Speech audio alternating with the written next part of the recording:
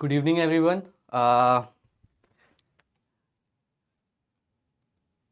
Is it started? Has it started? The live streaming? Hi, good evening, everyone.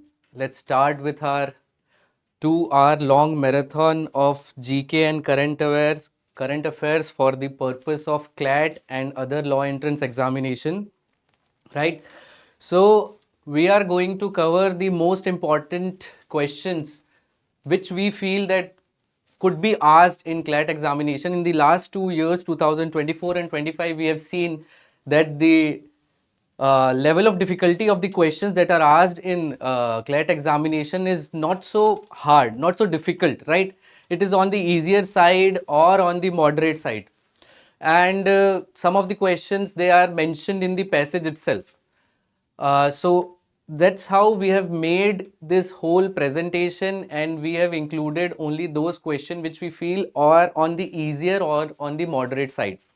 Uh, Last 2023 ka paper you must have seen, GK was on the difficult side. So we are not going to do those type of questions which are very difficult.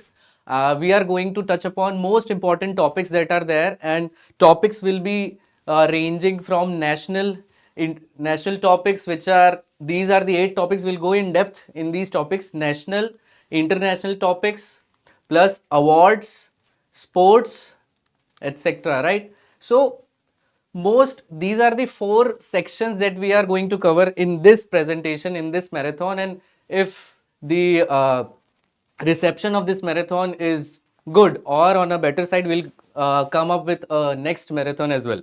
So in the national topics, we have covered these 8 topics: national education policy, 138th constitutional amendment, special intensive revision in Bihar. So from this section, from this topic, we are only going to cover the election commission and the questions related to election commission.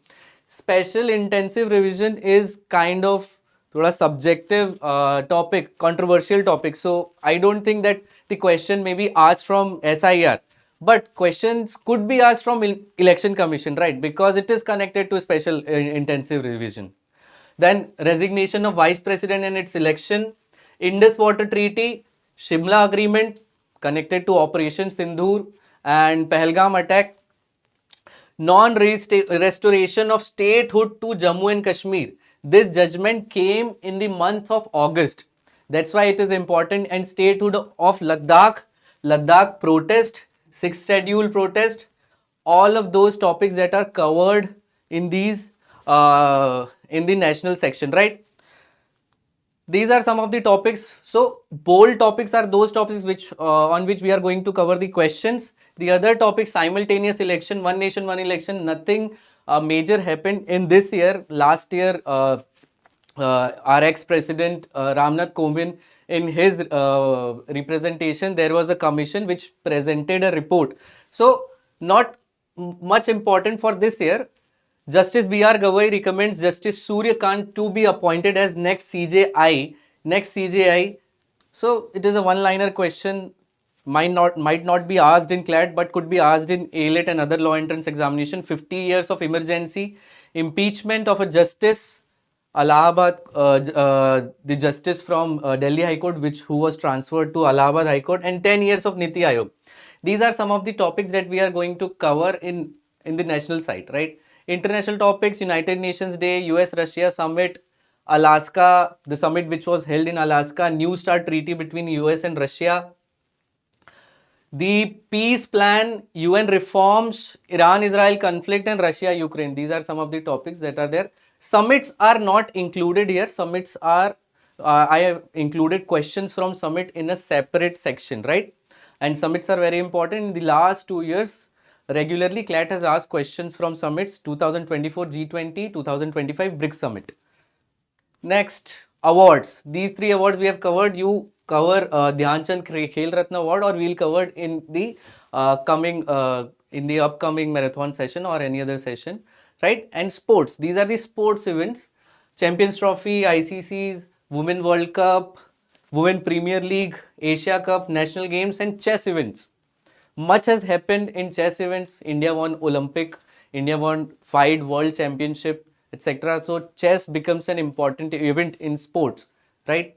So let's start with national topics, right? So first, national education policy. National education policy. This education policy was came in the year 2020, and this policy was presented by Mr. K. Kasturi Rangan, who was previously chairperson of ISRO, right? So if you have any question, please ask on the chat box itself. If you have any question regarding or any doubt regarding the questions or any particular topic, whether you want to discuss something regarding, want me to discuss something regarding that particular topic, right? So national education policy came in the year 2020. है ना? Before this national education policy, there were two other national education policy which was implemented throughout India, right? So question related to first is, what is the core aim of SDG 4 under 2030 agenda for sustainable development? Now, we are starting with national education policy, but the question here I am asking is related to SDG 4. I am including this question here because there was a pattern in 2023 where CLAT asked a passage related to gender equality, and it also asked ki under which sustainable development goal gender equality, gender parity is being targeted. It is SDG 5. So that's why in education this SDG becomes also important. Option A, to ensure which is the core SDG 4. So we have to tell which one is the SDG Sustainable Development Goal number 4.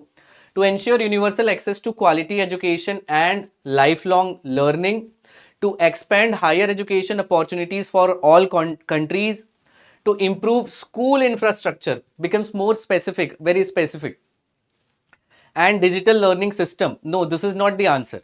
To enhance teacher training and curricular development, more specific, not the answer. So answer is from A or B. To expand higher education opportunities, no, it is covering higher education, primary education as well, senior secondary education as well. So this is not the answer. Answer to this question, SDG 4, is answer A, this one. To ensure universal access to quality education and lifelong learning.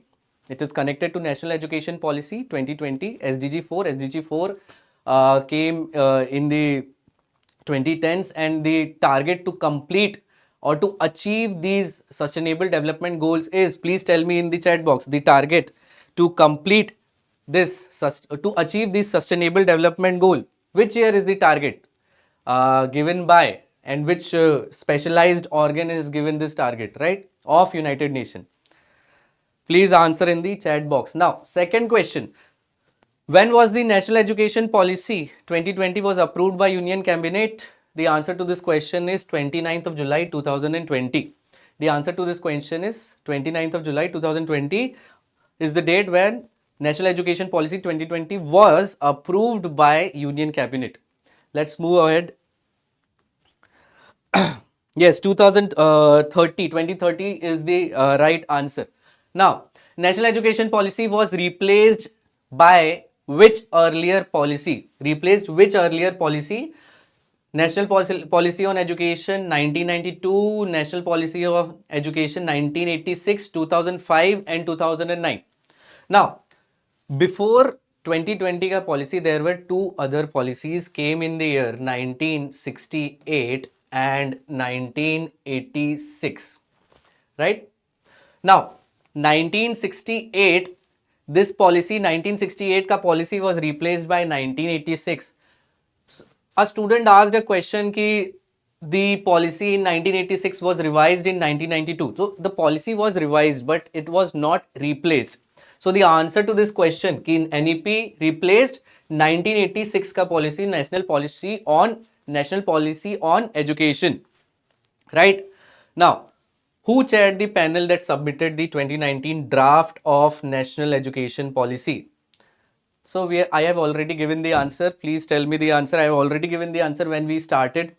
The answer to this question is K. Kasturi Rangan. K. Kasturi Rangan is the person who chaired the committee which presented this national education policy. Right. Now, let's move ahead. Let's move to next question. Under whose leadership was the first national education policy in India was formulated, and on whose recommendation was it based?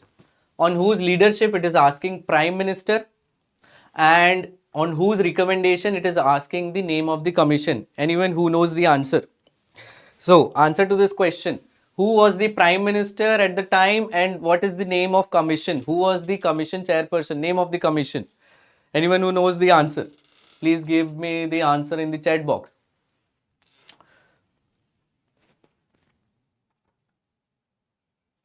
Okay. C. Lal Bahadur Shastri. No. So, the answer is, anyone else? D. The answer is D. Indira Gandhi. Yes. So, commission was set up by Jawaharlal Nehru in 1964. This commission was set up by Jawaharlal Nehru, but the commission presented the report while Indira Gandhi was Prime Minister, right? So the answer to this question is 1968 ka policy was formulated or implemented under the leadership of Indira Gandhi Kothari Commission. Answer is D. Okay, so let's move to next topic.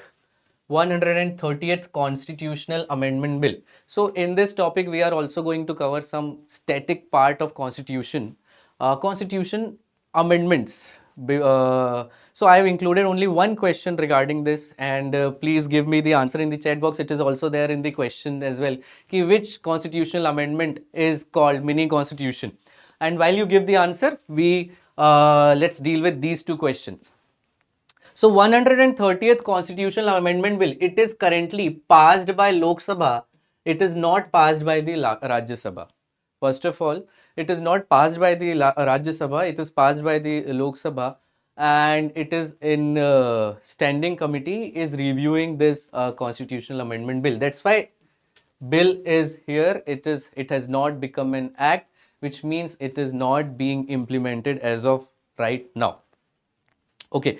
Yes, 42nd Amendment Bill is 42nd Amendment, a 42nd Constitutional Amendment is known as mini constitution. Is known as mini constitution. So, status of this Constitutional Amendment Bill, status of this Constitutional Amendment Bill is that it has not been passed by the Lok Sabha, not by the Rajya Sabha. It is in standing committee reviewing the bill. So, 130th Constitutional Amendment Bill removes a minister from the office if they are arrested and detained for how many days? So, if a minister is detained for how many days?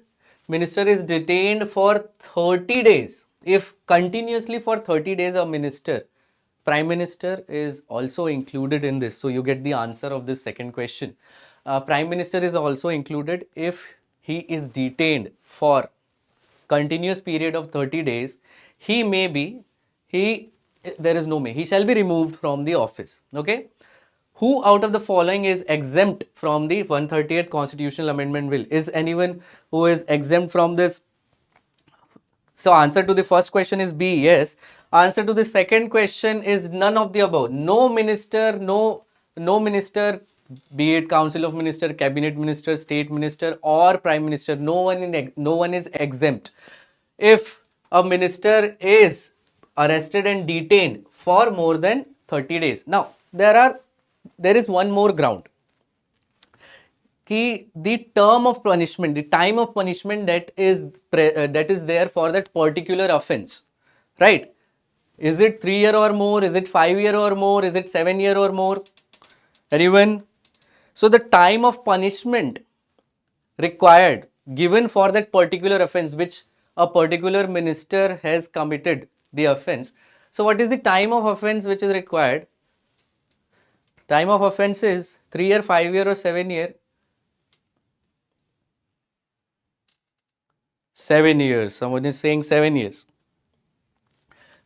Let's see. So, answer to this question, anyone? 7 years, 7 years, 5 years.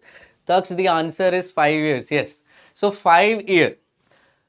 What I am telling you, ki when a minister is accused of an offense, first of all, you understand this, he is accused of an offense, he's not convicted, he is accused of an offense. That's why he has been arrested and detained. He's accused of a particular offense. Let's take an example. Let's take an example is extortion. He's accused for committing extortion. So the punishment for extortion in some cases it goes upwards than 5 years. So if this minister has committed extortion and punishment for extortion is 5 years or more, then only the provisions of this constitutional amendment bill, when it will be implemented, when and if it will be implemented, this provision will be applicable. So if a minister has committed, let's say, some offense which provides for only 3 years of maximum punishment, right? So this bill won't be applied in that particular case. These provisions won't be applied, right? So the answer to this question is 5 years. If he has committed an offense and the time of punishment for that particular offense is more than 5 years, है ना? चल. Now, who appoints Chief Minister of Delhi? So, out of the question, not connected to this 138th Constitutional Amendment Bill, but I have seen that students they falter on this question. So who appoints? Who appoints the Chief Minister of Delhi? We see that chief ministers are appointed by chief ministers are appointed by chief ministers are appointed by who appoints the Chief Minister of Delhi? Is it Prime Minister of India, Lieutenant Governor? I should have changed the options. I should have changed the option. The options are very easy here. Yes, Lieutenant Governor appoints the Chief Minister of Delhi. So one more question regarding this. So there are 8 union territories. Only 3 have legislative assembly. Only 3 union territories have legislative assembly. I ask this question most of the times because students they don't know about it. There are 8 union territories first of all and 28 states. How many? And there are only 3 which have their own legislative assembly, right? Means the MLAs are elected. What are the 3 legislative assemblies? Which are those 3 union territories having their own legislature? Give me the answer. There is no question here. I am just asking one question.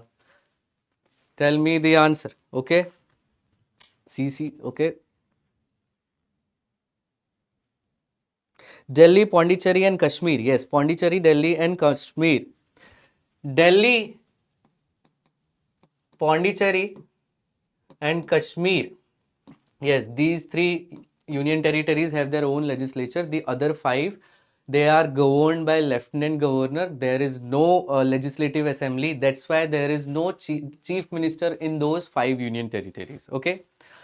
Moving ahead, which article grants Parliament the power to amend the Indian Constitution? So, one of the most important article, we generally do not suggest students to learn or remember the number of articles, which articles says what, etc. But amendment to the Indian Constitution, Parliament's power to amendment to the Indian Constitution, it is important. And the answer to this question is option D. Yes, and option D is the answer. Article 368. So while we are on this topic, which articles, there are some questions. I have seen student asking this questions, which articles do we have to remember? So let's deal with that topic as well. Only those articles, let's list down those articles first. Fundamental rights, starting from Article 12 to Article 32. These are important. Fundamental rights are divided in 6 categories, 6 classification. Right to equality, right to freedom, right against exploitation, right to religion, cultural and minority rights, and right to constitutional remedies, which is Article 32. So we have seen that questions being asked from fundamental rights, the particular article. So Article 14, right to equality, you should know. Article 19, you should know. Article 21, right? And lastly, Article 32. That's all. Then Article 368 is your constitutional amendment. Other than this, Article 352, national emergency. Article 356, state emergency. right? Article 356 state emergency, and lastly Article 360. These are some of the articles from top of my head which you should remember the number of this particular articles. Other than these, you don't have to remember anything else. That's all. Article 356 is important because currently in this year only Manipur president rule was promulgated. So this is important. State emergency, right? This is national emergency. National emergency has been applied in India how many times? In India, how many times national emergency has been promulgated or implemented is the right word. Give me the answer in the chat box. So, moving ahead, any doubt in this topic? Who appoints Chief Minister, Lieutenant Governor? Article of the Constitution which grants amendment power. This is, sir, financial emergency is Article 360 and it has never been implemented in India. The provision that is mentioned in Article 360, it has never been used. Article 360, financial emergency, never been used, and 3 times. National emergency has been implemented in India 3 times. Okay. Shall moving ahead. 130th Constitutional Amendment Bill. So, election. Which of the following statement is about the constitutional amendment in India is or are correct? So, we will cover some conceptual provision regarding the constitutional amendment bill from this particular question. Read the question. Which of the following statements about constitutional amendments in India is or are correct?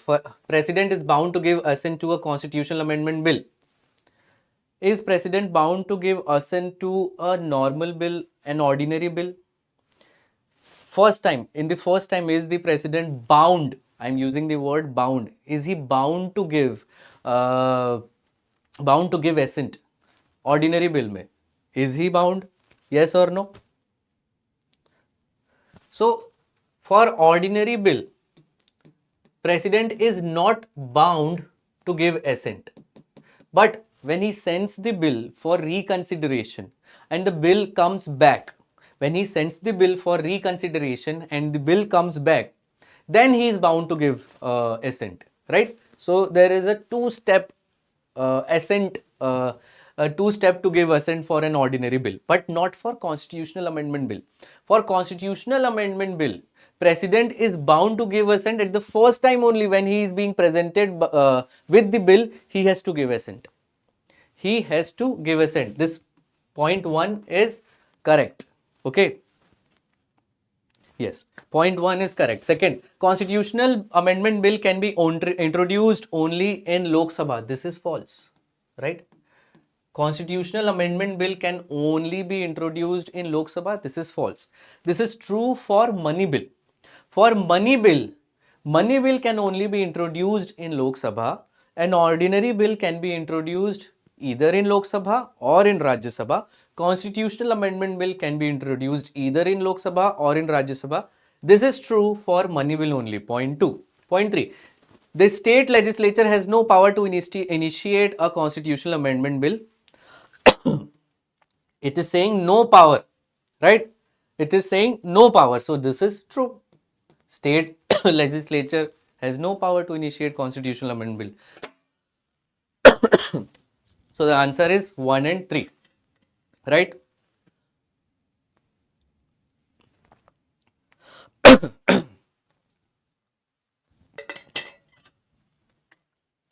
Now, mini constitution, 42nd amendment. So, for amendments, you need to remember 7th amendment. Find out what is 7th amendment. I'll just list down the important amendments here. 7th amendment, 42nd, mini constitution, 44th. Then anti-defection ka amendment number, I don't remember, but you find out anti-defection law, right? The majority anti-defection amendment, right to education. Which amendment was it? Right to education. These are some of the important amendments that you should remember the number of that particular amendment, right? Let's move to the other topic. Next topic, Election Commission. Who is the current Election Commissioner of India? You know the answer. I'm not going to tell you the answer. right? You give the answer in the chat box. What the term of Chief Election Commissioner can be maximum of dash years or until they attain 65 years. It is saying or until they attain 65 years. So if they are appointed as a Chief Election Commissioner when they are 62, so they will retire at 65 after 3 years. But if they are appointed as chief election commissioner at the age of 56, so their maximum term is of 6 years. So 56 plus 6, 62 mein they will retire. Now, right, so answer to this, yes. Who is the current chief election commissioner is Gyanesh Kumar. Yes, okay, Gyanesh Kumar. Now, next question. This power of election commission of India is derived from which article? Added to that list of articles which I've told you before, article 368, 352, 356, this article, article 324 as well. You have to remember this article. I missed it there. So you have to remember this article as well. Article 324, you need to remember this article, right?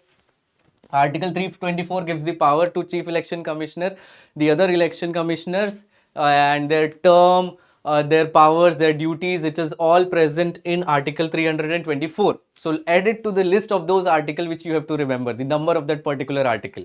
Who presides over Rajya Sabha in the absence of Vice President? Okay, a random question here. Okay, yahan se. Who presides over Rajya Sabha in the absence of Vice President?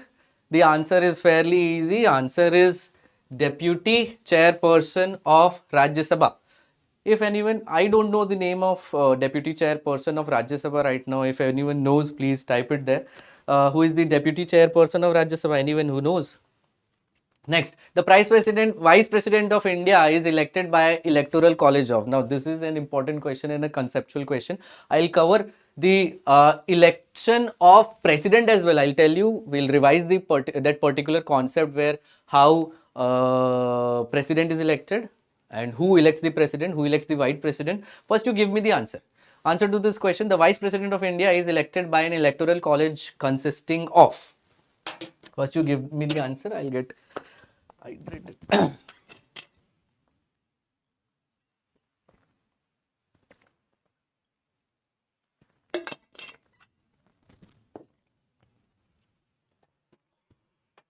Members of both the houses of Parliament elected and nominated. Exactly, the answer to this question is C. How is it different from president? Now let's see how is it different from president's election. So for president, the answer is this: A. Member of both the houses of Parliament and state legislature. President of India is elected by an elector. I am telling you about president right now. Vice president ka answer is C. President is elected by members of both the houses of Parliament and state legislature. But there is a catch here कि elected members, add elected members यहाँ पे.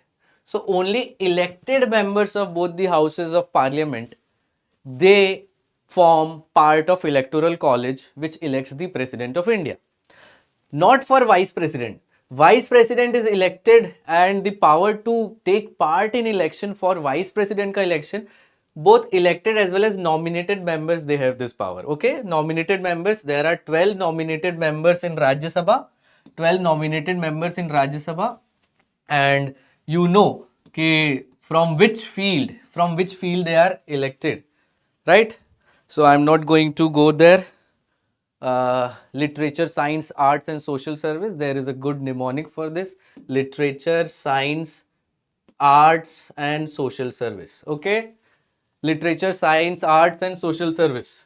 What happens if a new vice president is elected due to mid-term election? The current, tell me the answer, who is the new vice president right now, and what happens if a new vice president is elected due to mid-term resignation? Who resigned? Vice President Dhankar, he resigned and there is a new Vice President. What's his name? Okay. So if let's say the Vice President he's resigned after 3 years, now 2 years of his term was left. The new Vice President, he'll serve a full 5-year term. He'll serve a full 5-year term. Now tell me, who is the current Vice President of India? Now, Who was the first Vice President of India? First Vice President of India, Dr. S. Radhakrishnan. S. Radhakrishnan became the second President of India after Dr. Rajendra Prasad. S. Radhakrishnan became the second President of India after Dr. Rajendra Prasad. The Vice President of India can be removed from office by. We'll also cover the impeachment of president thoda sa yahan pe, because we are covering vice president. So vice president of India can be removed by from the office by resolution passed by both the houses. C, are you saying answer is C? No, or a different. Okay, this question. Resolution passed by Rajya Sabha and agreed to by Lok Sabha. So the motion to remove a vice president, from the office can only be initiated in Rajya Sabha. The motion to remove president can be initiated either in Rajya Sabha or in Lok Sabha. Remember this. The motion to remove president can be initiated either in Rajya Sabha or in Lok Sabha. So for president, it is both Lok Sabha and Rajya Sabha. But for vice president, it is only Rajya Sabha.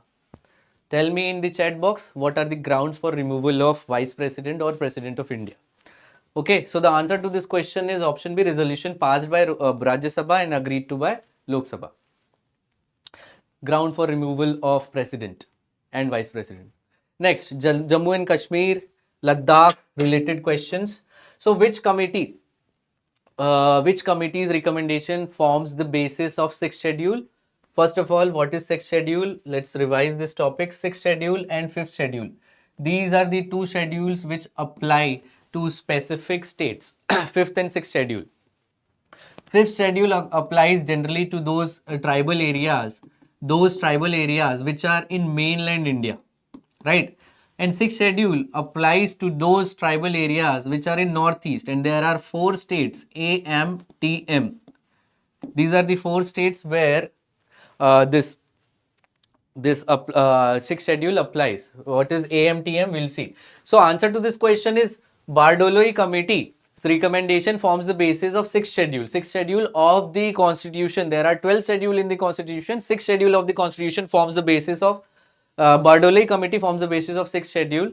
Which of the following states does not have an autonomous district council under 6th schedule? So from this question we'll answer this AMTM. From the second question, we'll answer AMTM. Okay. So, is Nagaland forms a part of 6th schedule? Yes or no? Which of the following states does not have autonomous district council under 6th schedule? So, there is no N here. So, answer is no. Answer is Nagaland for this question. So, first is Assam. It is in 6th schedule. Meghalaya. It is in 6th schedule. Tripura. It is in 6th schedule. Now, there are 2 states left. Mizoram and Manipur. Which one is there? Mizoram or Manipur? Which one? Which one is there? Mizoram or Manipur?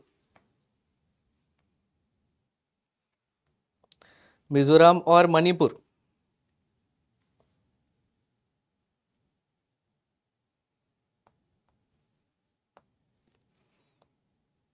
Mizoram. These are the 4 states where 6th schedule is applied. So, Ladakh. So, after 2019 reorganization of Jammu and Kashmir and Ladakh, Ladakh became a union territory without legislature. Jammu and Kashmir became a union territory with legislature, but the election was held very in the later state. 2023 or 24 was when election was conducted in Jammu and Kashmir. So now Ladakh, they don't have their own legislature, which means they are directly governed by center. Lieutenant governor is governing Ladakh. Now the protest, it started in the later part of 2022 and 23. And the protest was that Ladakh was protesting to get itself included in 6th schedule. 6th schedule gives autonomous power, more power to the territory, to that state, to govern itself related to land, land, agriculture, etc. These are the where it gets more power to govern itself, right? That's why Ladakh was protesting. Now the protests changed its nature. Now it has become political. You have seen that a senior leader who was representing this Ladakh protest has been detained. So Article 20, Article 22 becomes important as well. But you should know the name of this leader. Uh, what is the name of that leader? I'm forgetting. What is the name of the leader? Please tell in the chat box. Okay. Chalo, next question. Ladakh is located between which of the following mountain ranges? Important question. Sometimes we see that geography related questions could be asked if there is a passage regarding, if there is a passage related to Ladakh, there might be a static question, one or two. One could be related to geography, one could be related to the number of districts, division, etc. Right? The answer to this question is D, Karakoram Range and Zanskar Mountains. Now, 6 rivers.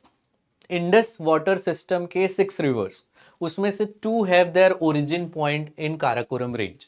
Indus water treaty, Indus rivers are important. We are going to cover Indus rivers and Indus water treaty ahead in our in this presentation. So 2 of the rivers have their origin point in Karakoram range. Sonam Wangchuk, yes, Sonam Wangchuk. Okay. Chalo. Next, 2019. Since 2019, Ladakh has been administered as a union territory without a legislature. Its governance is mainly carried out through. Okay, its governance is mainly carried out through. The answer to this question is Hill Development Council. Why? Because zonal council and autonomous district council, these are present in 6 schedule areas. So zonal and district council, they are eliminated. Generally district magistrates, they are present everywhere. It is eliminated. Hill Development Councils of Leh and Kargil, 2 major districts there, they govern Ladakh. Now next, which body suggested in 2019 that Ladakh be brought under the 6th schedule? The body, this body, the recommendation of this body is not mandatorily be accepted by the government. It gives only advisory recommendation. And the answer to this question is National Commission for Scheduled Tribes. This body, it is a constitutional body mentioned in the constitution around 340 or 41 article number 340 or 41.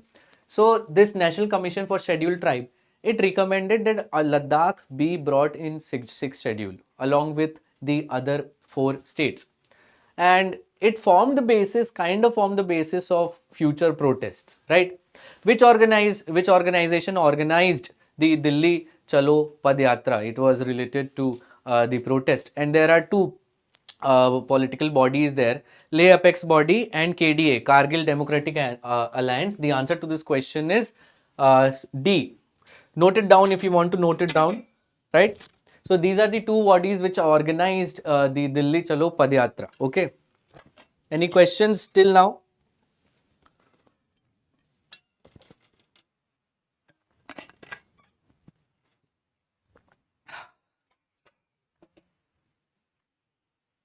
No, next. Indus Water Treaty. So Indus Water Treaty was signed in which year? Indus Water Treaty, I'm not going to ask the question. You must know the answer, and all of you know this answer. Answer is 1960. Indus Water Treaty was signed in the year 1960. Which organization mediated Indus Water Treaty between India and Pakistan? United Nations? World Bank? IMF? SARC? The answer to this question is, you tell me the answer. Under the Indus Water Treaty, India received exclusive rights over which sets of river? So the rivers, Indus river system, Indus river system, there are 6 rivers. Rivers are divided as western and eastern rivers. Eastern rivers में India has the right to control and use the water. Western rivers, Pakistan has the right. Indus, Jhelum, Chenab, Pakistan, Ravi, Bias, Satluj, India. Indus river system mein there are 6 rivers, western and eastern river. This is how it is divided. Pakistan has control over Indus, Jhelum, Chenab. India has control over Ravi, Bias and Satluj. So the answer to this question is, under which Indus Water Treaty India received, under the Indus Water Treaty India receives exclusive rights over which sets of river? The answer to this question is B, right? Bias, Ravi, Bias and Satluj. Okay. Now, answer to this question, what is it? Yes, you have given the answer, World Bank. Which organization mediated Indus Water Treaty between India and Pakistan? World Bank. Okay. Moving ahead. How many rivers are there in Indus system? Indus river system and governed under this treaty? We have already seen 6. There are 6 rivers: Indus, Jhelum, Chenab, Ravi, Bias and Satluj. How often is the permanent? Okay, first let's solve the third question. Okay. First let's solve the third question. Disputes involving the treaty are first attempted to be resolved by. The answer to this question is PIC negotiations. PIC is mentioned in Indus Water Treaty, and any dispute between India and Pakistan regarding the waters and the usage of water of these 6 rivers, it is it is mediated by negotiated by PIC. Now, how often this permanent commission meets?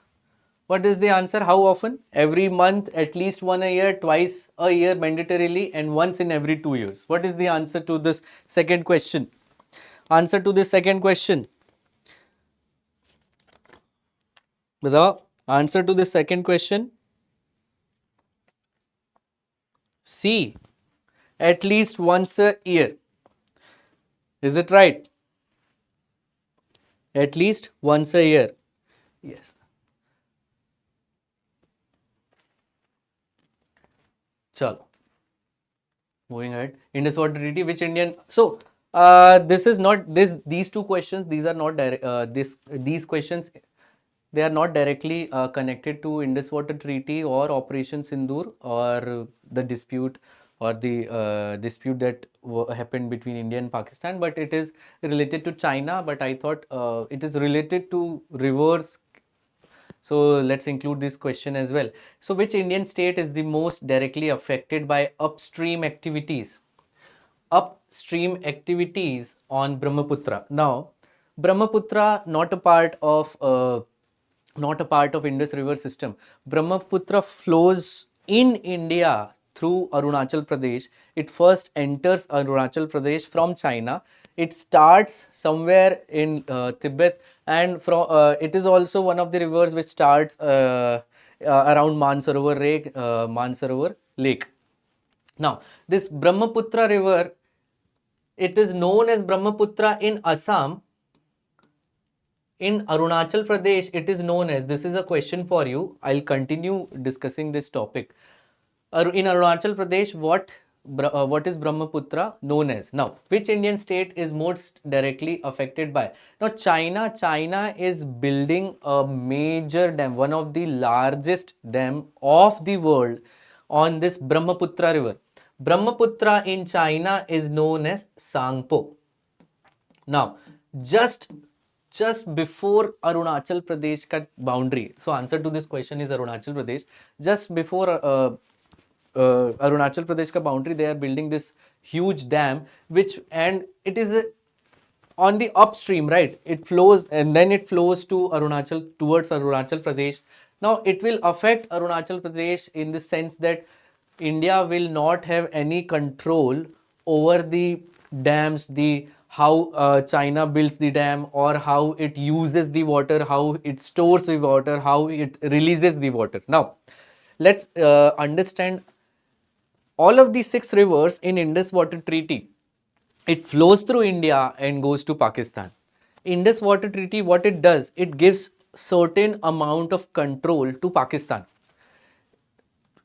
Pakistan gets the information regarding how India is using the water, storing the water, when it is releasing the water, what kind of dam they are making, and Pakistan can raise disputes regarding that. This is because of Indus Water Treaty. And since 1960 it has been present, but there is no treaty between China and India. China can do whatever it wants, and that's why the dam is being built just before the boundary of Arunachal Pradesh. Arunachal is going to be affected by, yes, this upstream activities of China. And in Arunachal Pradesh, Brahmaputra is known as Siang. Siang, Sianj. A factual question. So this Chinese activity of making dam in Siang River on Sangpo River, it came in the news around May or June. That's why it is important. 4-5 questions could be asked from this particular topic. It is a CLAT type of passage, CLAT type of questions, right? Which concern does India most commonly express regarding China's projects on Brahmaputra? The answer to this question is complete diversion of river flow. The dam will change the direction of the river and how it enters India, how it enters Arunachal Pradesh. Okay. Now, which Indian Prime Minister signed Indus Water Treaty 1960? 1960 में Jawaharlal Nehru was the Prime Minister. Which Pakistani leader signed Indus Water Treaty? Ayub Khan, Zulfikar Ali Bhutto, Yahya Khan and or Parvez Musharraf. Answer to this question is Ayub Khan. Okay. Next. Next, who were the signatories of Shimla Agreement signed in 1972? Who were the signatories? Means the leaders. Who were the leaders at the time? Indira Gandhi was the Prime Minister. Are you sure? Was she Prime Minister? Answer to this question. Answer to this question is Benazir Bhutto. Suyash, are you saying Benazir Bhutto? Taksh. Answer to this question is B. Indira Gandhi was the Prime Minister just after. So, what is 1972? What is Shimla Agreement? Why we have included it here? Because India suspended Indus Water Treaty after. So, there are questions. I have included questions here from Indus Water Treaty and Shimla Agreement. I have not delved into Operation Sindoor or the weapon system, this and that. We might do it later. So these two important agreements, important treaties, they came into the news because of Operation Sindoor. Now we have covered Indus Water Treaty. Why? Because India suspended Indus Water Treaty after Pahalgam terror attack. In retaliation, Pakistan suspended Shimla Agreement. Now, Shimla Agreement was signed between India and Pakistan in the year 1972. Why this 1972? Because liberation of Bangladesh, that war of 1972 was fought in Bangladesh, was fought in East Pakistan. And after India won the war, this Shimla Agreement was signed between Indira Gandhi and Zulfikar Ali Bhutto. What it said in Shimla Agreement, it said that the dispute of boundary between India and Pakistan, it is bilateral. It is not multilateral. No other country will ever be invited to mediate the disputes or mediate the dispute between India and Pakistan. Shimla Agreement made this boundary dispute between India and Pakistan a bilateral dispute. Now, when Pakistan suspends this treaty, this agreement, what happens is, what is the potential implication? Let's do this question first. What is the potential implication of suspension of Shimla Agreement? The potential implication of suspension of Shimla Agreement is that A. Strengthen the bilateral relation? No. Shifts the bilateralism to internationalization of Kashmir conflict? Maybe, yes. Increased cooperation in regional organizations like SARC? No, SARC is not connected. Reduction in military tensions along with LOC. This is true, but the direct answer, it is answering the question ki what Shimla Agreement did. Shimla Agreement did is, it made the dispute bilateral. Now, suspension, it shifts the bilateralism to internationalization of the dispute. This is the answer. If there is any doubt, is there any doubt regarding this? Any doubt? Okay. Now, what was the 1971 ceasefire line renamed as under Shimla Agreement? It was renamed as line of actual control. It was renamed as line of control. It was renamed as Rhine of Control. Now, what does plebiscite mean? Plebiscite happened where? Plebiscite happened in two areas after independence and two areas before independence. Two territories before and two territories after the independence. You should know this fact. So the two territories where plebiscite or the referendum where they want to go, it happened in Jammu and Kashmir and Junagadh, and there were two other territories who decided to go to Pakistan pre-independence, right? You should find out this fact. Might not be asked in CLAT. What does plebiscite means? Appointment of government, military occupation, direct vote of people on a specific issue. Yes, C is the answer. So plebiscite, why here? Because there was a plebiscite that happened after independence in Jammu and Kashmir. That's why this question here could be asked. Next, India's land borders with Pakistan and Bangladesh are protected by which of the following forces? Are protected by which of the following forces? Give me the answer to this question.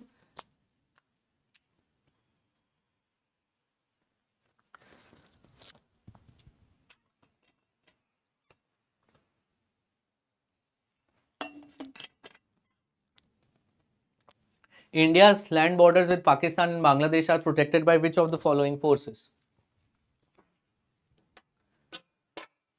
C. India's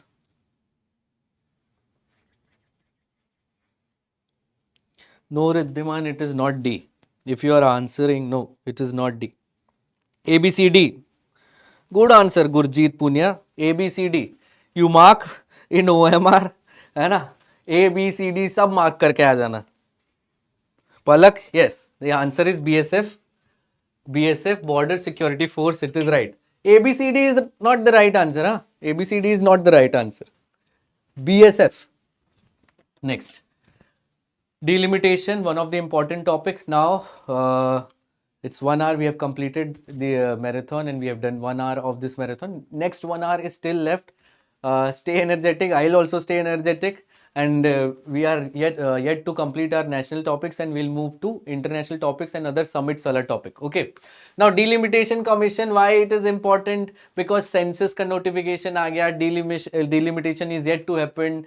Tamil Nadu chief minister, they said something regarding delimitation. They set up a panel, they set up a commission to review what could happen after delimitation, or how the autonomy of the southern states will be affected if delimitation exercise is implemented as it is intended to be implemented. Right now, delimitation commission in India is classified as which type?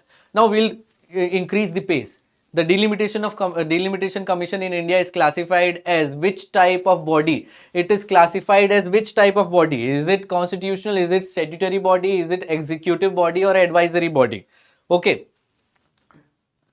Give me the answer to this question. Constitutional, statutory, executive and advisory. I'll make it 50-50. C and D is not the answer. Okay. Now, what was the key demand of all party meeting led by Tamil Nadu Chief Minister M.K. Stalin regarding delimitation? The key demand of all party meeting was increase in Tamil Nadu's Lok Sabha seat, delimitation based on latest census, extension of 1971 census based seat allocation beyond 2026, and abolition of delimitation process. Now, first, answer is statutory body इसका. थोड़ा सा delimitation. What is delimitation? For those who don't know, so delimitation commission, what it will do, it will change the number of Lok Sabha seats and number of Rajya Sabha seats of that particular states, which means that representation of states in Lok Sabha and Rajya Sabha will be changed. How it will be changed and how it will be decided? It will be decided on the basis of population. Now, there are certain states where the population has increased proportionally more than compared to some other states. So, a stark difference is in northern states, the population has increased more compared to southern states, which means that seats of northern states will increase more. Okay. We have done properly delimitation commission in our classes, here, online, everywhere. Okay. So, Last delimitation, the current seats in Lok Sabha and Rajya Sabha. The current seats in Lok Sabha and Rajya Sabha, you should know the number of seats. I am not even asking the question ki what is the number of Lok Sabha and Rajya Sabha seats. So current seats, whatever it is, 543 and 245, it is decided on the basis of 1971 ka census. And the last delimitation which was done was in the year 1976 and it was extended in 2001. Right? Now, in every 25 years, the delimitation has to happen and delimitation commission has to change the seats, but it was extended twice. It was extended in 2001 and 1976 it was revised, so it was extended once only. Now in 2026 it is supposed to be revised. The seats of Lok Sabha and Rajya Sabha is supposed to be revised. Now the key demand of all party meeting is ki extend the same number of seats which is currently there, 543 and 245, extend the same number of seats for another 25 years. This is the demand. Okay. Next, the Delimitation Commission has been constituted till February. How many times till February 2024?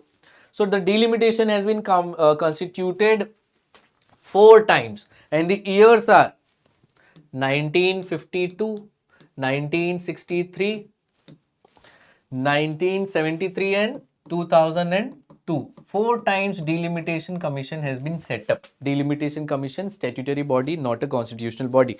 Increased Tamil Nadu Lok Sabha seats. Okay. Now, under whose vice royalty was the first census conducted in 1872? A static part. If delimitation is asked, 100% this question is going to be asked. Okay. Kyunki CLAT ka pattern, if there is 5 question, 1 or 2 from static, 3 from current affairs, this is one of those static question. If it is not asked, ALET, MHCT, SLAT, etc. The answer to this question is Lord Mayo. Okay, Lord Mayo was the viceroy at the time when first census was going to be conducted. Now, government has released the notification of census. You must read upon it a little bit. There are no those kind of points from where MCQ could be asked. So we are not including census as a important primary topic. Okay, because census, if any question from census will be asked, it will be asked related to delimitation only. That's all. Not from census won't be going, is not going to be a primary topic. Okay. Next, according to the passage, why does Tamil Nadu feel disadvantaged? It option A, its successful family planning policies have led to slower population growth. Yes, it has larger land area but fewer constituencies. No, it is connected to population only. Its economy is stronger but it has fewer representatives. No, not related to economy. It does not have any enough census data to support its claim. No, census data is there. 2011. Answer to this question is A. Now, we have covered properly our national topics, right? We have covered around 8 topics. Now, if there is any doubt from these topics, please ask. Then we'll move to international topics and we target to complete international topics and summits in this marathon session. Sir, can you explain all the 4 options between constitutional and executive body? Executive body, advisory body, and yes, what is the difference? Are you asking what is the Soham?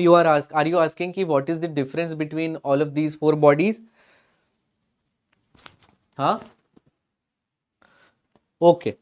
Before moving to international topics, let's discuss this topic.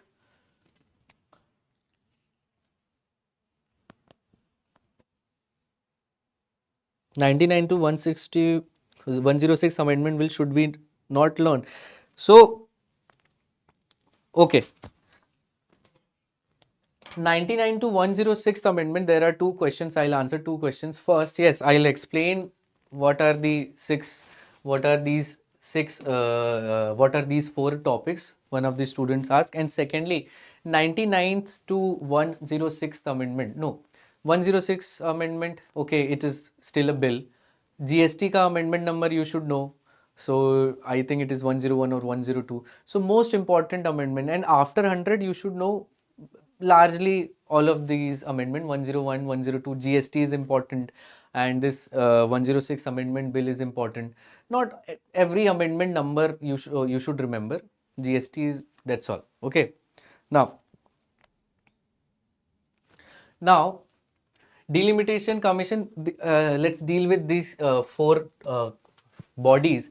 Constitutional body are those bodies which are mentioned in the constitution. Example of this is Finance Commission, Election Commission, UPSC. These are constitutional bodies which are mentioned in the constitution itself.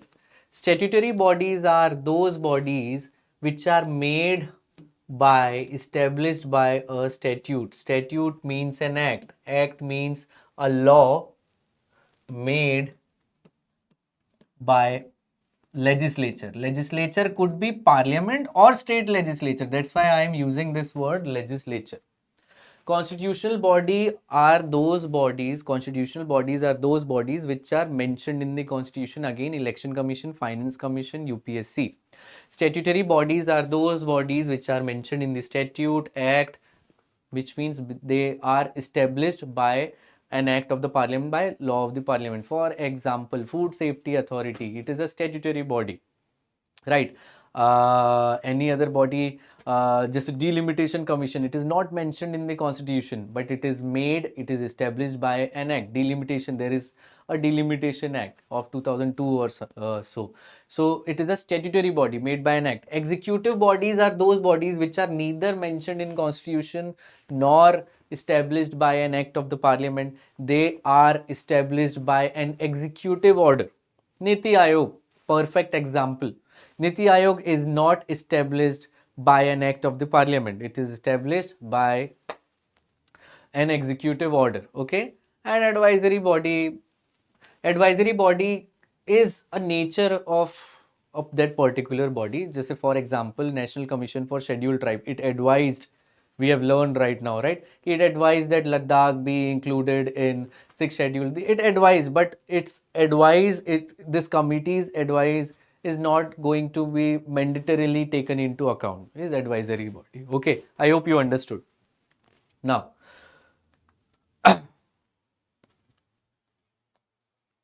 next, these are the topics that we are going to cover. United Nations, US-Russia Summit, Alaska 2025 Summit, and New START Treaty. 4, 5, 6, 7 I'll bring in any other session. So, first, which of the following is not a principal organ of United Nations? UNSC, UN Secretariat, International Criminal Court, and Economic and Social Council. The answer to this question is C. International Criminal Court is not a principal organ. It is not even a specialized organ or connected to United Nations. It is established by Rome Statute. Second, how many non-permanent members does the UN Security Council have? The answer to this question is 10. UNSC has 10 non-permanent members. In all, total UNSC has 15. 5 are permanent: US, China, Russia, Japan, and France, and 10 are non-permanent, elected every 2 years. Next, which UN body is primarily responsible for maintaining international peace and security? United Nations Security Council is the answer. The Human Development Index is published by which UN associated organization? HDI. HDI is an important index that you should know, and know the rank, remember the rank of India in HDI. The answer is UNDP. Next, blue helmets are associated with which UN activity? The answer to this question, blue helmets, United Nations peacekeeping forces. So they are connected to peacekeeping operations, right? India sends its soldier for peacekeeping operation, and India is one of those countries which sends the largest number of soldiers in peacekeeping operations. Which of the following UN bodies can legally be authorized? Can legally be authorized for use of force? Answer to this question is United Nations Security Council. Okay. The permanent countries are member of United Nations Security Council only. 5 permanent members. Next, which of the following statements about UN Trusteeship Council is correct?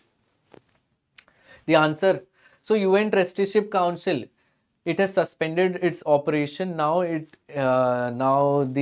this particular council does not work, but it is still a permanent organ. Out of 6 permanent organs of United Nations, it is one of the permanent organ.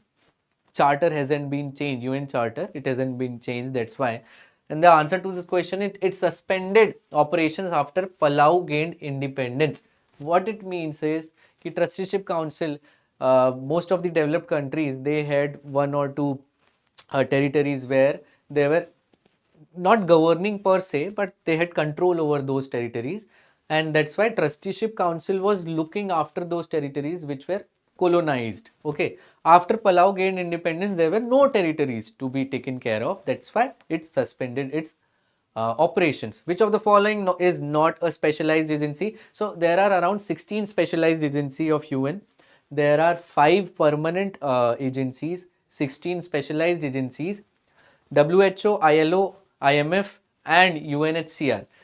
UNHCR is not a specialized agency. World Health Organization, specialized agency. Now, ILO, International Labour Organization, yes. IMF, yes. There are important organizations. You must have gotten those in your GK ka book. You should know the headquarters of those organizations as a one-liner question and who is the president or chairperson of that particular organization. Next, UN Charter, one of the important questions conceptually, कि UN Charter can be amended only if which of the following two conditions are met. इसका answer बताओ मुझे. Give me answer to this question. UN Charter can be amended only if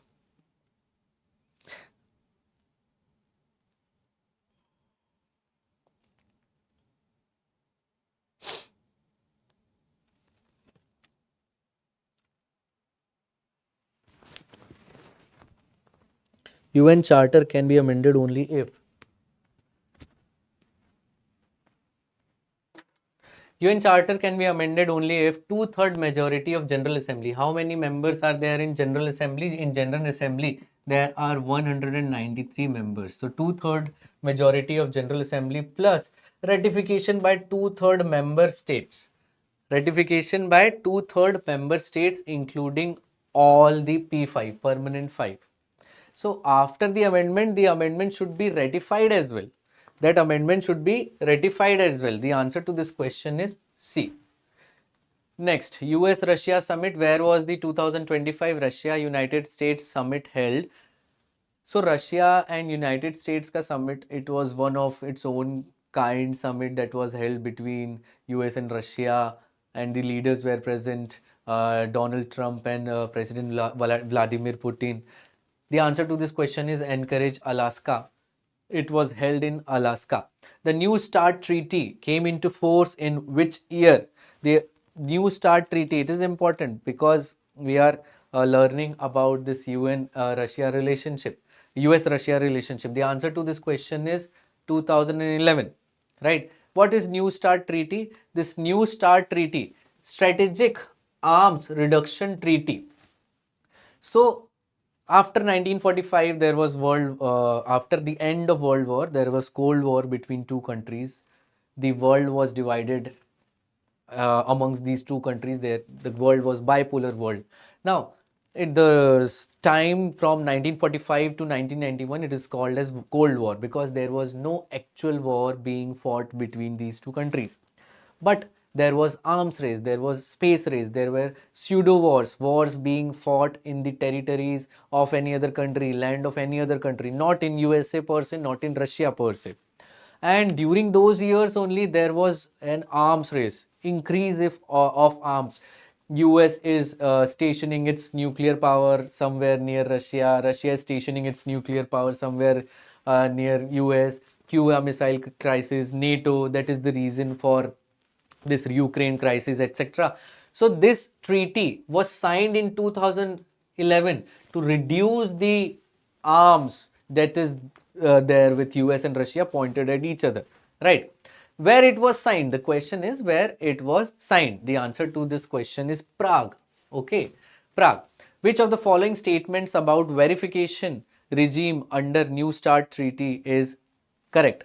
Verification regime matlab कि how these two countries will verify कि whether under the treaty they are reducing the arms continuously, how they will verify.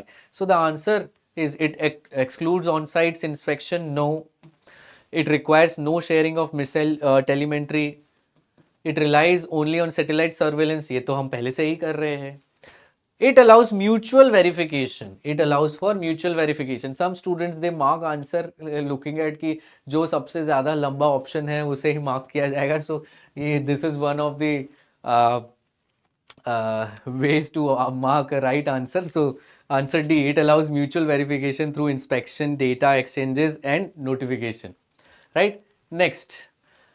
So in international, I have only covered these three topics: United Nations Day, US-Russia Summit and New START Treaty. I want to cover these four topics as well, right? In the coming days, we'll cover these four topics as well. Russia-Ukraine, it has been asked in 2023. Iran-Israel, 2024 में पूछा है. So UN reforms to address global crisis, we can connect it to this topic only, and comprehensive plan to end Gaza conflict. Why I have, so it is an important topic. Students ask whether it is important or not, but there was a comprehensive plan in January as well. There is a comprehensive plan that was signed in October as well. So what kind of questions could be asked? Question, you go and see the question paper of 2024, CLAT का 2024, and 2024 के paper में they asked questions regarding Israel and Palestine, and there were static questions and some questions the answer was there in the passage only. That's why I have not included these topics, because there is continuous topic, and it is changing every day. There is something new. So I feel that it is a secondary topic, because CLAT has already asked Russia, Ukraine, Iran, Israel, right? Sorry, Iran, Israel, the Operation Rising Lion is important. Operation Rising Lion, it is important, we'll cover. I got confused. But Iran, Israel, Palestine conflict, no. Okay. So let's move to the awards. Okay. This year, national awards. What is the Dada Sahab Phalke Award known as? Dada Sahab Phalke Award is known for, it is known for highest award in the field of cinema. Dada Sahab Phalke Award. In which year was Dada Sahab Phalke Award was first presented? It was presented in the year 1969. It was first presented in the year 1969. Okay. Next. Who was the first recipient of Dada Sahab Phalke Award? Devika Rani. Why Dada Sahab Phalke Award? Because Dada Sahab Phalke Award is presented to a Indian film actor this year. That's why the static part of Dada Sahab Phalke. Who received the Dada Sahab Phalke Award in 2025 at the 71st National Film Awards? Rajnikant, Mohanlal, Amitabh Bachchan and Mammootty. Okay, so the answer to this question is Mohanlal. है ना? Next. Who bagged the Best Actor awards along with Shah Rukh Khan in 71st National Film Award? So Shah Rukh Khan got this award for the movie Jawan, and Vikrant Massey, he got this award for 12th Fail. Good movie. Watch. Which of the following is the first full-length Indian feature film? First full-length Indian feature film. Student get confused in this question. They mark Alamara, but the answer to this question is Raja Harish Chandra. So Raja Harish Chandra was a silent movie. Indian feature film. It was a full-length movie, but it was a silent movie. The first movie with dialogues and recording, the audio recording, it was Alamara. Somewhere in the 1917 and somewhere in 1950s. 30-year ka difference. Okay, Alamara and Raja Harish Chandra. So first full length, if it is asking, to Raja Harish Chandra is the answer, right? First full length Indian feature film with audio is Alamara. Okay. Find out the wrong match of the following. Best actress, yes, Rani Mukherjee got the best actress for Miss Chatterjee versus Norway. Best film, Hanuman. Best popular film, Rocky Rani. This is wrong. Okay. Next, the 2000 Nobel Awards. The Nobel Peace Laureate is from which country? Answer to this question, even knows Nobel Peace Laureate is from which country? Nobel Peace Laureate is from which country, and who won the Nobel Peace Prize? Give me the answer to this question. Who won Nobel Peace Prize and Nobel Peace Laureate is from which country? Okay, give me the answer to this question.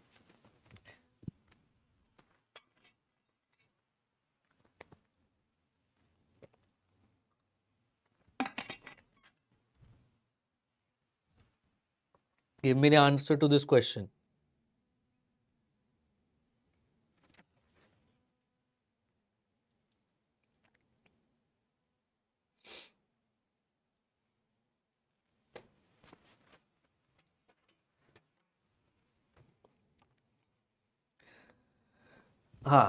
She is from, answer is Venezuela, yes. And option A, Maria Corina. Okay. Chal. Next question. Which body is responsible for selecting the laureate of Nobel Peace Prize? Norwegian Parliament, Norwegian Nobel Committee, the Nobel Foundation Board and Swedish Academy. Before answering this question, I am asking one more question. Ki Nobel, who established Nobel Peace Prize or Nobel Prize per se? It is awarded in 5 fields. Along with Nobel Prize, it is awarded in 5 fields. And who established this Nobel Prize, right? Who established, किसके will में था, किसने establish किया, and what he invented? Two questions. Who established and what he invented? Some basic question for your one-liner. है ना? Who invented, who established Nobel Prize and what did he invent? What did he invent? Alfred Nobel, yes. Alfred Nobel is the person who established Nobel Prize. Nobel Prize, Alfred Nobel.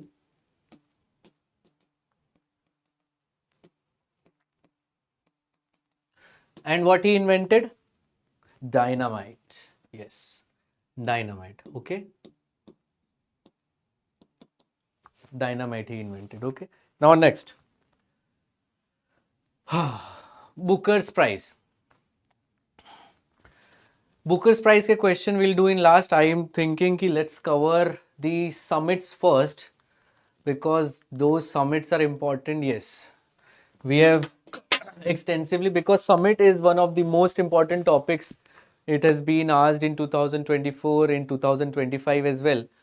Okay, so summits we are going to cover SDG, Delhi Declaration, 69th International Atomic Energy Conference, SCO Summit, Ramsar, BIMSTEC and BRICS Summit.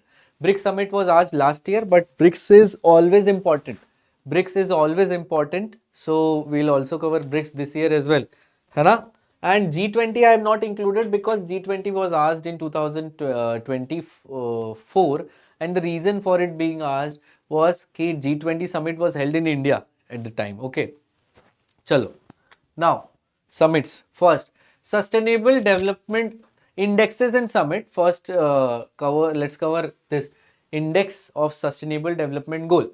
Now, which country ranked first in the SDG Index 2025? Now, which country ranked first? Which emergency is the longest? Kannada Heartland. Okay. Good. So, which country ranked first? Finland is the country which ranked first in SDG index. What is India's rank in the SDG index according to Sustainable Development Goal? India's rank is 99. First time it is come below 100. Okay. So, India's rank is 99. Second, which country is the highest rank among G20 nations is in the SDG index? The highest ranked country in SDG index. The highest ranked country is Brazil. Highest ranked country is Brazil. गलत mark करके मत आ जाना. Brazil is one of the highest ranked countries in SDG index. It is leading the development goals का achievement in G20 countries. Okay. So this is the answer. Next, which country ranks last 193rd in the SDG index 2025 for second year in a row? So please guess the answer. Which country ranks last? Which country ranks last?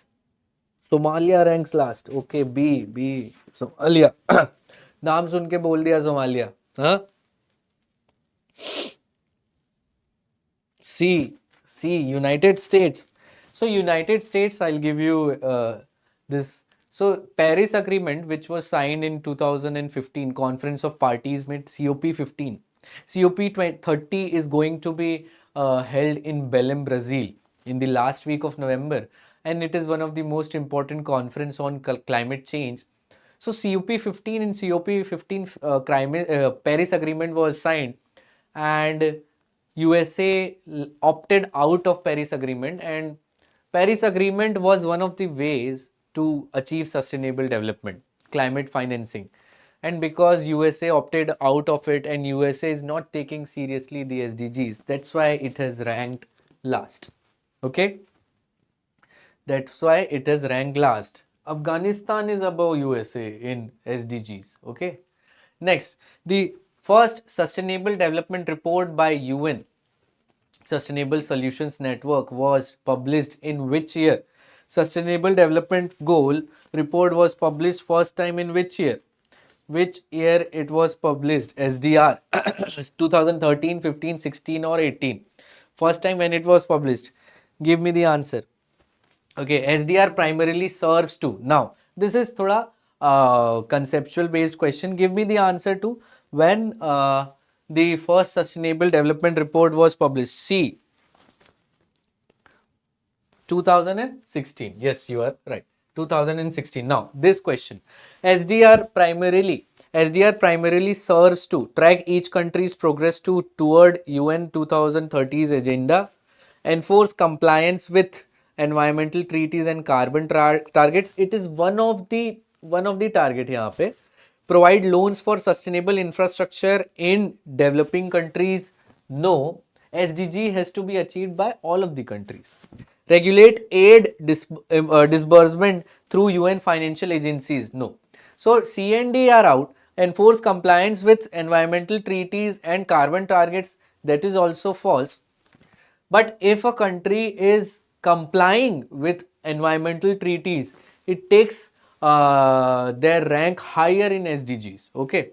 Answer to this question is track each country's progress towards UN 2030's agenda. And 2030 agenda, one of the agenda is achievement of sustainable development goals. There are 17 SDGs 17 in 2023 के paper में there was a direct question कि SDG 5 क्या है? What is SDG 5? So 2023 obviously it was a difficult question paper, as I have discussed in the initial part of this marathon session. So, but we have covered SDG 4, so you go through once ki SDG, what are the 17 SDGs? Okay. Now, composite indices like SDG index mainly aim to, what is the aim of SDG index? Rank countries by trade balance and fiscal stability, capture multidimensional progress beyond GDP.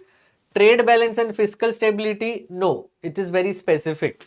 Beyond GDP growth, उसके अलावा भी we have to capture the growth. Yes, answer is B. Reward protectionist economics. No. Enforce binding rules on carbon neutrality targets. No. Answer is B. Okay. Now, next, which country is the highest rank among repeating questions? Next, SCO. The SCO summit will be held from August 31st to September 1st. Was held in which city of China?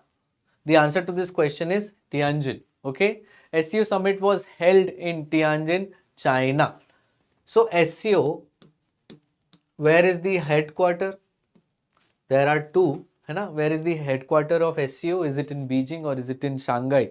Shanghai Cooperation Organization का headquarter कहाँ है? Shanghai Cooperation Organization का headquarter कहाँ है? Where is the headquarter of Shanghai Cooperation Organization? Where is the headquarter of Shanghai Cooperation Organization? Huh? So, Delhi Declaration. Now, listen, this could be one of the important topics for summits this year. So, Delhi Declaration is one of the summits that was held in Delhi before Conference of Parties 30, which is going to be held in Belém, Brazil. Now, this Delhi declaration will be submitted to which global conference? Okay, answer is Beijing. SCO ka headquarter is in Beijing. Delhi Declaration 2025 will be submitted to which conference? COP30. It is going to be held in Belém, Brazil. Yaad rakhna. One-liner question could be asked in any ALET SLAT type के question paper में. Okay, the Delhi Declaration represents delegates from how many countries? The answer to this question is 25. 25 delegates from 25 countries. They joined this Delhi Declaration. Now, the theme of this is related to Delhi Declaration only. Ki the theme of Arise, the theme of 2025 Arise Cities Forum, Delhi Declaration only, is what is the theme of this Arise Cities Forum? Give me the answer to this question. What does Arise stand for in the Arise Cities Forum? Affordable, resilient, inclusive. The answer to this question is adaptive, resilient, innovative, sustainable, and equitable. The answer to this question is B. Give me the answer of this Delhi Declaration ka theme. What is the theme?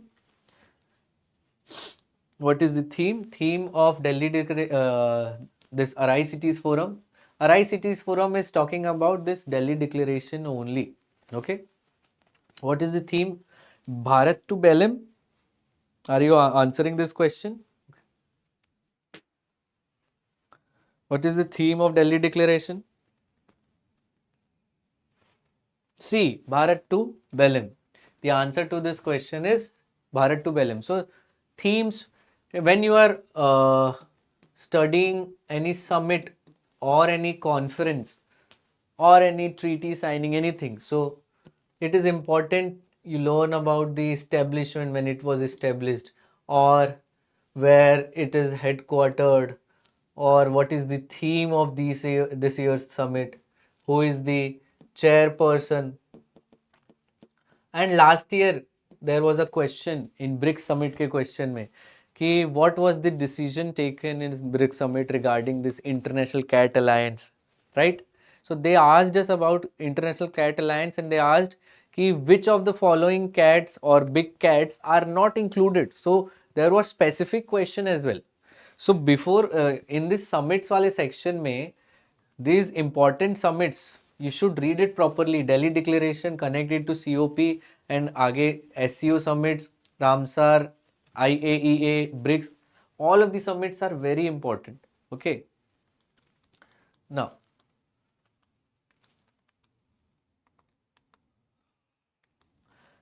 Now International Atomic Energy.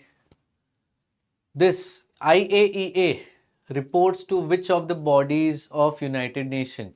So International Atomic Energy Agency, why it came into news? It came into news because International Atomic Energy Agency, its work is to see ki whether any country which is not permitted, who is not permitted to import or develop the technologies related to nuclear program, which could be used in weapon system. So it takes care of that ki whether this country should it increase its capacity regarding nuclear energy, nuclear program. Now it came into news when there was a strike by United States on Iran, Operation Rising Lion, Iran and Israel. And at the same time, this IAEA came into news, International Atomic Energy Agency. Now, where does it report? IAEA reports to which of the following bodies of United Nations? ECOSOC or UNESCO, General Assembly or ICJ, General Assembly or Security Council, or D, Security Council and UN Secretariat. This is, we can omit A, we can omit B as well. ICJ should not be here. Now, of the C and D, what could be the answer? IAEA reports to Security Council is there, but now the question is whether there is General Assembly or UN Secretariat. So, IAEA will report to Security Council, but is there General Assembly or Secretariat. Give the answer. C or D. The primary purpose of IAEA is to promote nuclear weapons for defense? No. As we have understood the nature of International Atomic Energy Agency, it is not the primary purpose. Supervise nuclear trade treaties? No. Promote peaceful use of nuclear energy and prevent military use? So nuclear energy, any country can develop its technology or import technology or take help of any other country if it takes care of the treaties that are present on nuclear energy. So peaceful use of nuclear energy, it could be done, but not the military use. IAEA takes care of that. Okay. So answer to this previous question, this IAEA reports to General Assembly and Security Council. Next, where is the headquarters of IAEA located?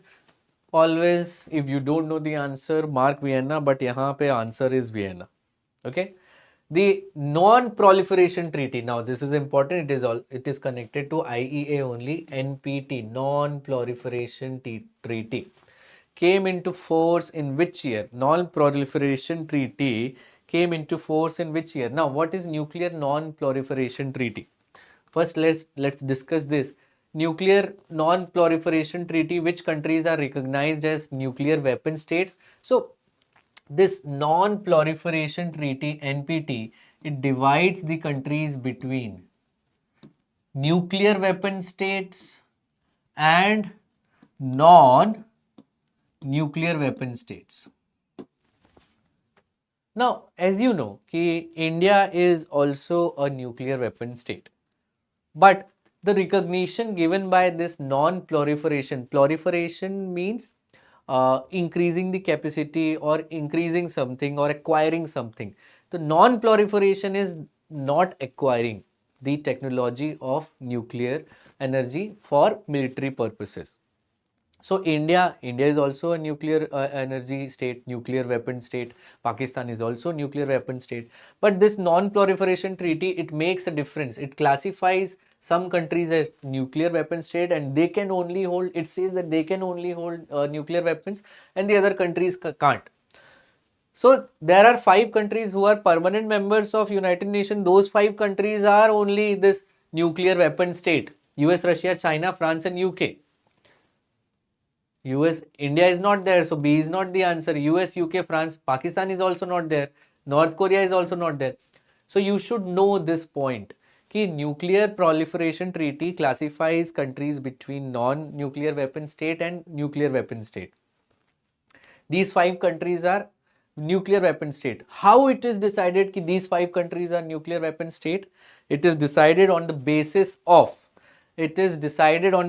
let's go, see this question. Under NPT, which condition defines a nuclear weapon state? So it will give us the answer ki how there is this classification. Any state possessing nuclear weapons before signing the treaty.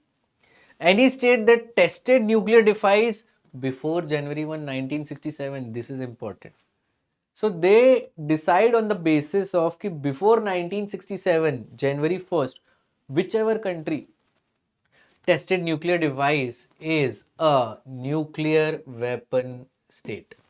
When did India conducted its first nuclear test? Give me the answer. Give me answer here. When did India conducted its first nuclear test? I have asked you many times in class ki take it down in notes. No, it's not 1968. It is after 90. And what is the name? What is the name of that test? है ना? These two questions. When did it conducted its first nuclear test, India? And second, what was the name of that operation? Okay, and the name of Operation Palak?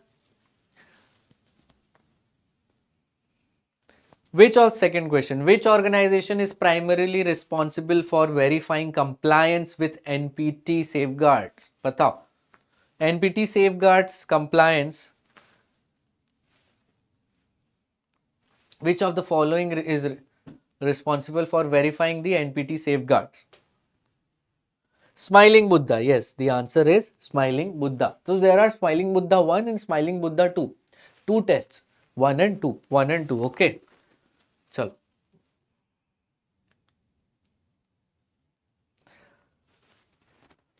इसका answer primarily responsible for verifying compliance with NPT safeguards. IAEA, as we saw here, we just discussed this, right? The primary purpose of IAEA is to promote peaceful use of nuclear energy and prevent military use. So what would be the answer यहाँ पे? IAEA. Primarily, which organization is primarily responsible for verifying compliance with NPT safeguards? IAEA. Okay. Now this question. Which of the following countries is not a member of NPT? Japan, Germany, Canada. So, give me the answer to this question A, B, C, D. Which of the following countries is not a member of, which of the following countries is not a member of nuclear proliferation treaty? Which of the following countries is not a member of nuclear proliferation treaty? This question. Okay, India is not a member. It is clear. But Japan, Germany and Canada, are they member? So let's answer this question. Is ki Japan, Germany and Canada, they have signed the treaty, and they have signed the treaty in a way ki they accept that they are non-nuclear weapon states. So India is not, if India signs this treaty, nuclear proliferation treaty, let's hydrate first. So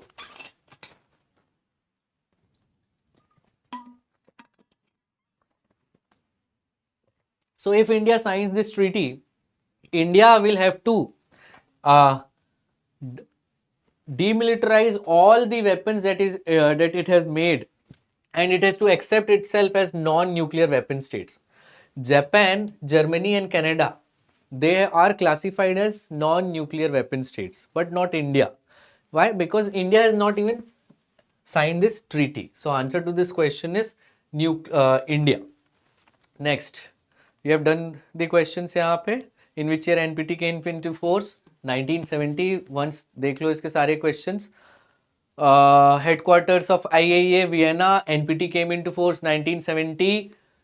NPT states, nuclear weapon states. US, Russia, China, France and UK. Which of the following countries is not a member of NPT? India. All of these three are as non-nuclear weapon states. Under NPT, which condition defines nuclear weapon states? Remember this date, January 1, 1967. Which organization is primarily responsible for verifying compliance with NPT safeguards? IAEA, Operation Rising Lion, Iran, Israel. Okay. Next, International Disarmament and Non-Proliferation Awareness Day is observed annually on which date? March 5. Dates, sometimes they are important. List down dates, remember those dates. In 1954, which country was the first to call ban on nuclear testing worldwide? It is connected to India's stance at the time. India was a founding member of non-alignment movement, right? India was the first country to call ban on nuclear testing worldwide. Then it changed. Homi Bhabha took care of it. Okay. The doctrine of mutually assured destruction (MAD) is primarily associated to which of the following countries? UK and Russia. Mutually assured destruction. If one country fires a nuclear weapon, the other country will make sure कि destruction होगा. Which of the following treaties was negotiated at the Conference of Disarmament? Comprehensive Nuclear Test Ban Treaty. CTBT. Next, what is India's doctrine? Why it is all in the news? Because of Operation Sindoor and Iran, Israel. That's why the whole NPT, the whole IAEA is in the news. What is India's policy? Tell me the answer to this question. India's policy. What is India's policy? India's policy. We'll move through next question. The nuclear program of India was initiated in the late 1940s under the guidance of Dr. Homi J. Bhabha. India conducted a series of nuclear tests in May 1988. What was the operation called? Now give the answer to this question. Operation Smiling Buddha, 1974. Yes. So yes, no first use, तो इसका answer है कि India का doctrine क्या है, no first use. US and Russia का doctrine क्या है, it is mutually assured destruction. ये Homi J Bhabha. Now operation smiling Buddha, the first test that were conducted in 1970s, but 1998 का test during the leadership of Atal Bihari Vajpayee, उसका नाम क्या था? What was the name of that operation? Operation Vijay, operation Shakti, operation Shakti. yes, the answer to this question is operation shakti. okay, next, BIMSTEC. Which Indian policy does BIMSTEC mainly support? India has a policy to look toward east, act east. So PV Narasimha Rao, while he was prime minister in 1991 to 1996, he initiated this policy of look east, looking towards east. Now after 2014, the policy is now act east or neighborhood first policy. See, BIMSTEC summit. Which two South Asian countries are BIMSTEC members? Myanmar, Thailand, Laos, Cambodia, Vietnam, Myanmar and Malaysia, Thailand. Which two countries are BIMSTEC members? Malaysia and Thailand. How many members are there in BIMSTEC? Bay of Bengal Initiative. बताओ, how many members are there in BIMSTEC? Give me the answer. Next, which of the following connectivity projects is linked to BIMSTEC? Kaladan multimodal project, and it is connected to which country? It is connected to which country? Myanmar. BIMSTEC 2025 summit was held in which country? It was held in Thailand. Where is the headquarter? Headquarter. So the questions abhi, है ना? So there are 7 countries in BIMSTEC. Okay, 7 countries. Give me two answer ki Kaladan multimodal project, it is connected to which country? है ना? And secondly, where is the headquarter of BIMSTEC? These two questions I have not included here in the questions. That's why I am asking this question, so that you make notes of it. So Dhaka, yes, the headquarter is in Dhaka, Bangladesh.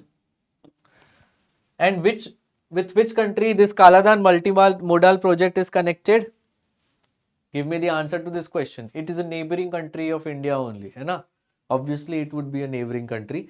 Kaladan multimodal project is connected to which country? BIMSTEC Secretariat, Dhaka. Which of the following is not a member of BIMSTEC? Answer is not a member of BIMSTEC. Answer is Bangladesh is member, Thailand is member, is Nepal and Maldives. ये दोनों में who is not a member? चलो, Ramsar, one of the most important sites. Kaladan is connected to Myanmar. इसे खत्म कर लेते हैं, है ना? Not a member में ये बताओ, Nepal and Maldives, which country is not a member? Is it Nepal? Bay of Bengal Initiative है नाम, मतलब all of those countries will be there जो Bay of Bengal में है ना? तो Nepal is a landlocked country. Answer to this question is Nepal. Next, as of 2025, now this is Ramsar Convention. We'll cover summits यहाँ पे last में. As of November 2025, how many Ramsar sites are there in India? 91. Somewhere you will find a question ki as of June 2025, how many Ramsar sites are there? As of currently, there are 94 sites in India. You should list down the latest sites, but they'll ask number only. Ramsar, where an International Environment Treaty was signed on 2nd February 1971, is located in which country? It is located in India, Iran. Okay. The first Ramsar sites in India to be designated were Chilka Lake and Kaladev National Park. This Chilka Lake, it is located where? Kaladev, it is located where? The question is for Kaladev National Park, it is located where? Tripura, Meghalaya, Madhya Pradesh or Rajasthan? Tripura, Meghalaya, Madhya Pradesh or Rajasthan? The answer to this question is Rajasthan. And Chilka Lake, you give me the answer. Chilka Lake is located where? It is located in Orissa. Okay. Now, Ramsar Convention, also known as the Convention on Wetlands, the most important habitats were for flora and fauna. The Convention on Wetlands, an international environmental treaty signed on 2nd February 1971 under the auspices of which organization? Batao, which organization? Is it? It is not World Bank, it is not WWF, World Wildlife Fund, UNESCO or United Nations Environment Program.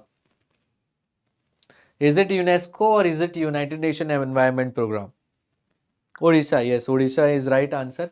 Now, you could be confused, you could get confused on this कि UNESCO है या United Nations Environment Program है under which this Convention of Wetlands was signed. So, is it UNESCO or is it UNEP? Which country has largest number of Ramsar sites listed under Ramsar Convention? Answer is UNESCO. Now, are you saying कि D is the answer, Shuyash? D is the answer for this question, Convention on Wetlands, United Nations Environment Program? Confusing question है, इसका answer है UNESCO. Okay, इसका answer है UNESCO, not Mexico. Auto correct. ठीक है, चलो. Which country recently joined BRICS? So BRICS, which country recently officially joined in the month of January, right? Recently joined BRICS as 10th nation. Indonesia, in the month of January they joined. What is the official name of BRICS Bank? The official name of BRICS Bank is New Development Bank. Okay.